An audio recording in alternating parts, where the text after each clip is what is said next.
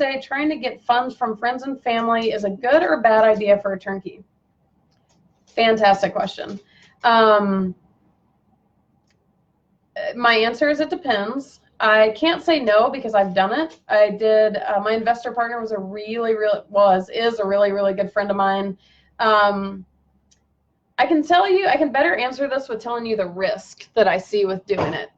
First of all, everybody has different dynamics within their family. If you come from a really good, close family, you probably have less risk of investing with them hurting things. If you're in any kind of strained relationships or any kind of family drama, you know, it could be fuel to a fire type of thing. So the thing you want to consider is not even just if you're close with your family, as much as how does said family member deal with challenges. So think about it this way. If you get a turnkey and let's say you have some huge challenge with it, how is that person going to respond? Like my investor partner, for example, is the most chill guy on the planet. He's also a pilot, which is, I was like, pilot and chill, is that the same thing? I guess it can be. He is so silent. He trusts me. We've never had conflict or confusion about the properties. I do all the management of the managers and the funds, and I send him statements and all that kind of stuff. And I really, it would, knock on wood, it would take an act of God, I think, for him to go completely off the crazy train. The thing with friends and family, and I'm sure we probably all kind of have experienced this in our lives, period, you just don't know when people are going to go kind of nutty. We were talking last time about the turnkey providers hitting their psychosis. It can happen with friends and family too. I mean, I've been through so many chapters of different friends, and it's kind of like almost overnight, the whole dynamic changes. I'm like, wait, what just happened?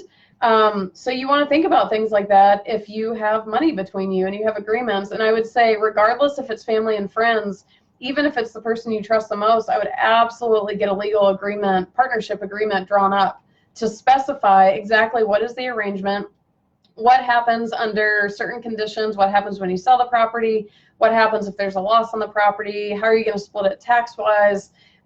Just spell all of that out with a lawyer, because again, even if it's the most trustworthy person today, you just never know. So the risk is, well, this isn't a risk. Here's one more thing. I actually hate that I have an investor partner in on my properties now, aside from they all doubled and tripled in value, and I have to share that. But I have a pretty, I think I said this on the last live about something, but I have a pretty strong conscience.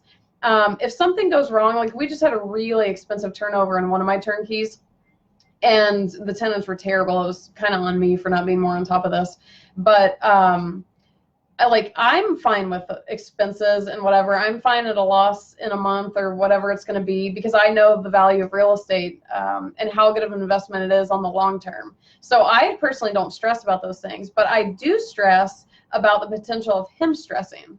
So I will lose sleep over thinking that he might be concerned or worried or regrets his investment, or is this, you know, is he still okay with it? Is it still working out for him? So for me, that's kind of exhausting. And that's one reason I would consider not doing it myself personally. Me and some people have been talking recently about potentially starting a real estate fund.